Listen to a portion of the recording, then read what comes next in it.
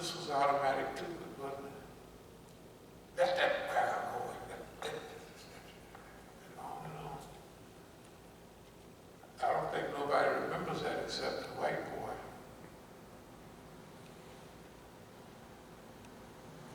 I know the white boy. And what the brother had, the police had their knee on his neck.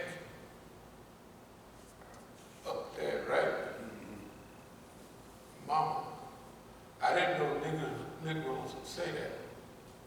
But I remember the white boy years ago, Mama. Because you used to remember, this is a primal thing. What was a baby's most comfortable period was in the arms of their mother. Right? You don't remember that. The white boy didn't remember it. The Negro didn't remember it. Because in my day, the Negro, when you gonna kill him and you sticking him all the time, he'd cuss you out, you fight.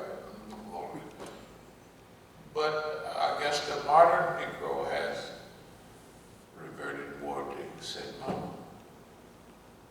Right? And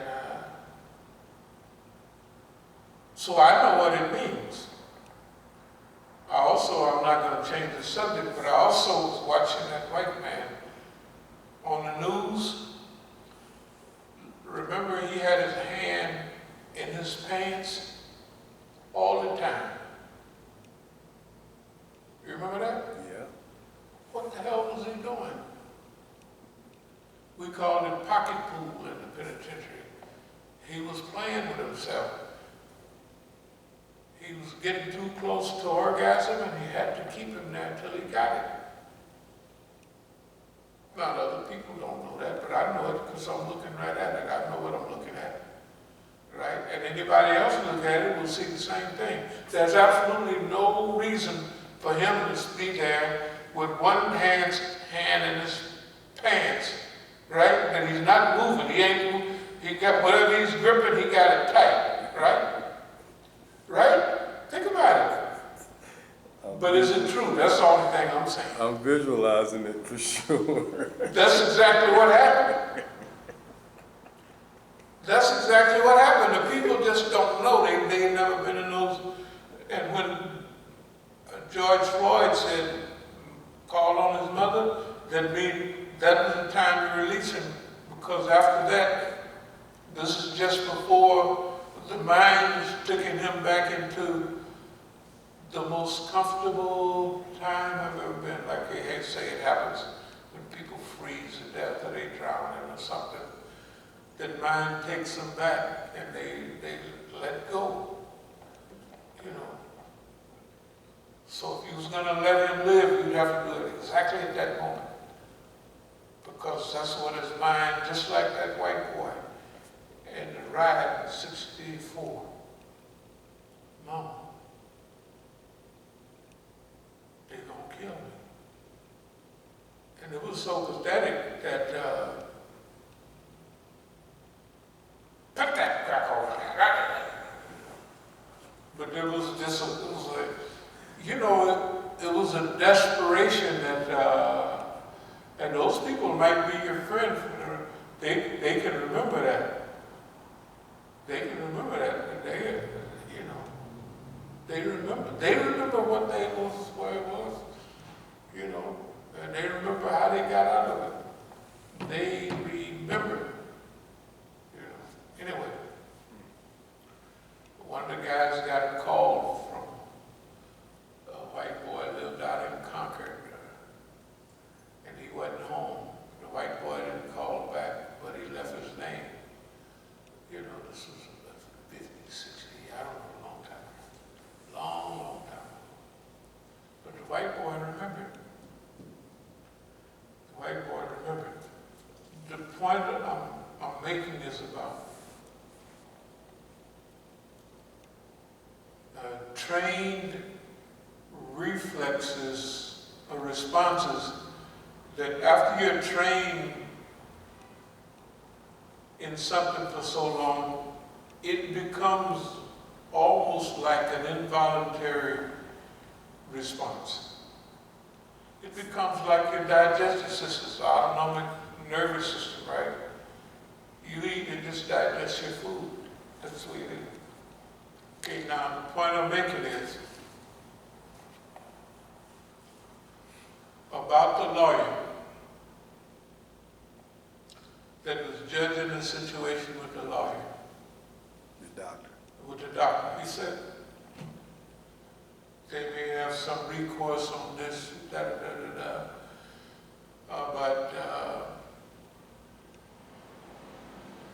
I'm denying their suit. You know. So you can go knock yourself out so you're free for the next 2-3 days until they can get themselves together. They might just, okay. And what the lawyer said it affected the judge, because the judge was a lawyer. And then when he was personally questioned about, said it was an automatic decision. I did that, I didn't do it all. Said because the guy responded, what he did was involuntary at that time. His training made that involuntary. You know what I mean?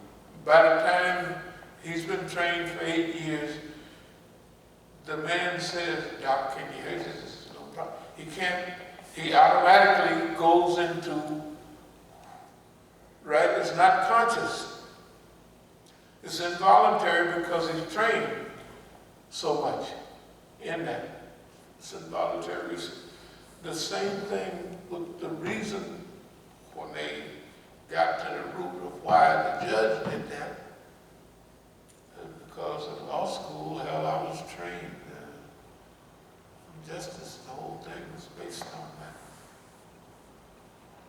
So I know what that is. So he didn't think about his decision. He automatically did what was right because of his training. You see what I mean? The same thing I'm talking about, the white woman that was crying rape by the black man in the movie Marshall. On one side of the bridge was shallow water or something with rocks and all of that. And they asked her, why didn't you jump on that side? So she jumped on the deep side where when you jump in the water, you don't hit no rocks, you go in. And she had all that heavy ornamented, beautiful stuff on. She automatically, because they found the coat right here, they said it, right?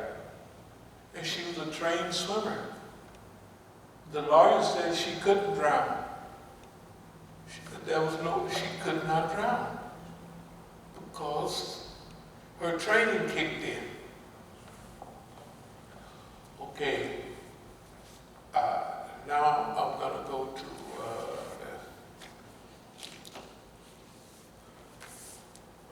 Quran.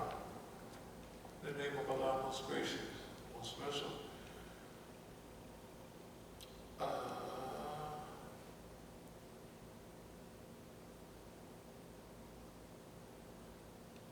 I can't really see a whole lot, but I'm going to do what I can.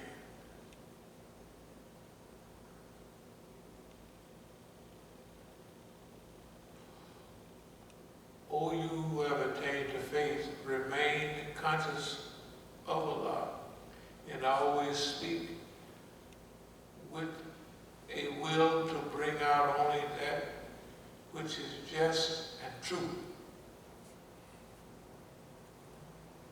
Whereupon he will cause your deeds to be virtuous and will forgive you your sins. And know that whoever pays heed to Allah and his apostle has already attained a mighty triumph. And I was reading this because in the other commentary, book story in there about Musa alayhi salam. And Musa alayhi salam took his clothes off to take a bath. And there'd been a lot of talk going on about Musa act this way because he got leprosy on this side and he got affliction on this side. You know what I mean? Now, this is the hadith that I'm referring to now. This is what the hadith said. So the rock took Moses' clothes and run off with them, and toward the people. Okay, now you know the rocks don't run. Remember, it's the hadith is to make a point. So here comes Moses running with his naked body exposed, so everybody can see his body. It's healthy, it's wholesome, it don't have all of the stuff that y'all been talking about. Moses' physical maladies, they don't exist. He is running naked, in front of everybody because the rock didn't run off with his clothes. Okay, we kind of might know a little better than that. But it's the hadith is to make the point of exposure. Musa alayhi salam is totally exposed. And in this, there's a thing about always speak a word straight to the right. And if you do that, it will make your deeds and your behavior correct. Right? Okay. Now, I read this in the commentary from this ayah. It's in another book, but about speak a word directed to the right. Okay? If you speak a word directed to the right, in any time, modern times, you're going to be stuck in a corner. Why? Because throughout history, whether in religion, in science, if you come out with a new scientific invention and it just don't go right the first two, everybody gonna call you a quack. You know what I mean? They're gonna make fun of you and you gotta go back and prove it. Some prove it, some don't. So, in speaking a word straight, I gave these examples because these are people who did what they did, and it was an involuntary response to their training. What we do here at Masjid al-Islam is an involuntary response to our training. We do it all the time, and we do it every time. It doesn't make any difference with the crowd or the people or who's offended. It just so happens that our level of accuracy is in the high 90s. I would say 98%, that, right? I mean, everything we have told people. And it didn't just start like things that we remember. We say, hey, what about when Hezbollah ran the Zionist out in Lebanon in 2000?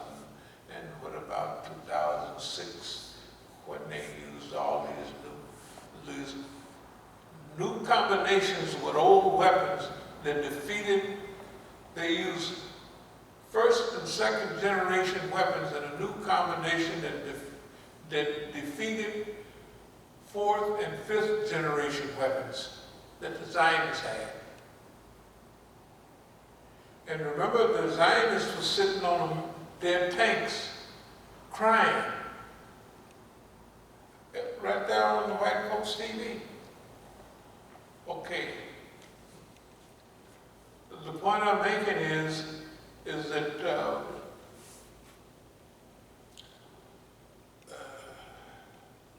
when the Quran talks about two concepts, we talk about them all the time, tafweed and rida. And then one of them, Musa alayhi salam, is responding in the Quran that I turned my affairs over to Allah, wa'afida, right? I mean, he turns his whole affairs over to Allah. This is very real and particular, especially in this time, because it's a time that's beyond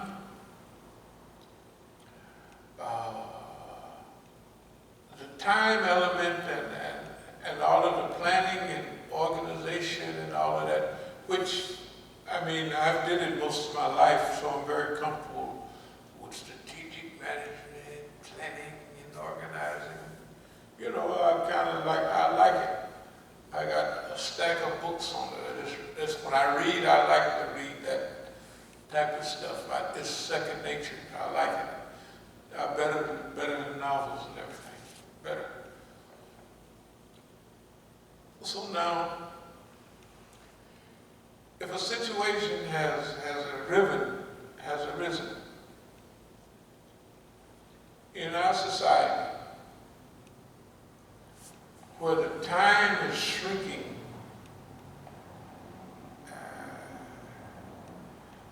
and you don't have time to rely on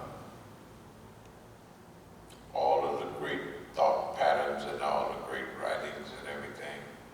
To give you an idea, remember a couple of years ago, we said we're going to make a national trip to all the black colleges, and we're going to try to get them to, actually join the system and join the police departments, just join up. Why? So we would have a critical mass of black people that have joined the police department not for a salary, but because that's where all the weapons are. And we saw what's happening now. We've been seeing this for decades. This dumb stuff that's happening, the chaos that's happening, it's already just maximum chaos. Right now, today. So if you remember, we was telling black people, join all these systems right now. Usually, I said because the white folks, the dumb white folks, are joining, so they'll be armed. But if we have enough, we call it critical mass, of black police, Latino policemen that came in for a job to protect their people, not to oppress them, right? That's right. And if they get a few years, they all college, they all going up there. So if the shattering of America, which is coming, happens on their watch, then they would have time to move into position. We would have some protection. Because we would have a trained group of people, we would have a group of people in position to protect their people, to safeguard their people, not to kill them like the system wants. Okay, you got enough of it, okay, but things picked up so much we couldn't go around to the black because we was always 100% stay away from the white man system, But at this point, there's a difference. That's why we're different than most other groups. I don't care how long we've been preaching something. If we come to a choice and you got two choices to make, one is 45% and the other one is 55%, right? The choices of joining the system is so close. It's not a 50-50 choice. So what we're talking about, it weighs, it leans on the part that black people don't have no protection. Them Negroes with all these pistols can't shoot no gun.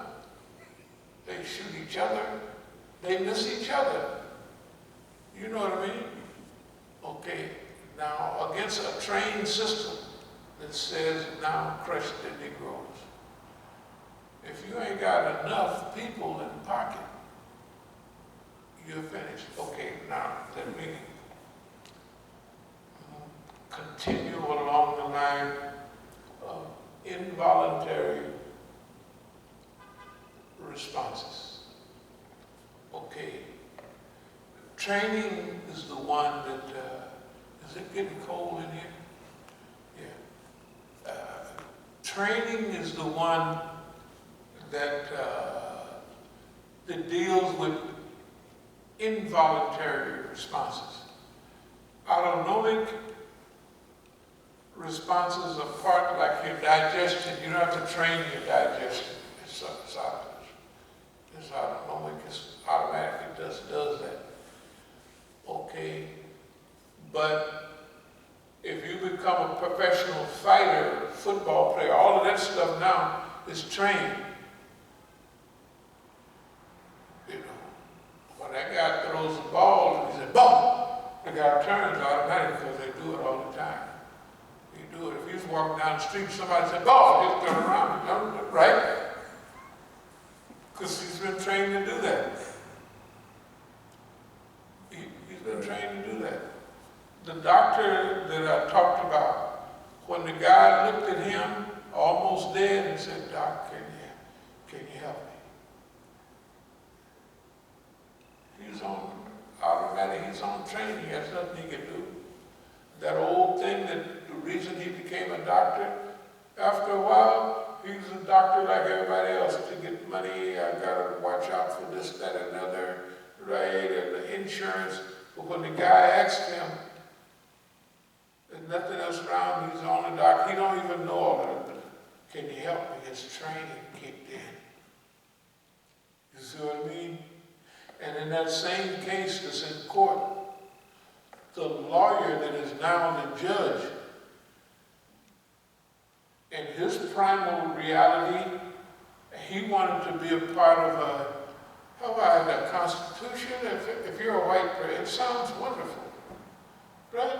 Why, you got habeas corpus, you got this, that, and other. Oh, my goodness. But he got in the system, and now he's a judge. He saw that one thing, it ain't nothing in this system, and that's justice. Right? There ain't none of that. And now he has a chance to do right. And he takes it. Why? Because of an ancient call, a primal, call it a primal urge or something. He did it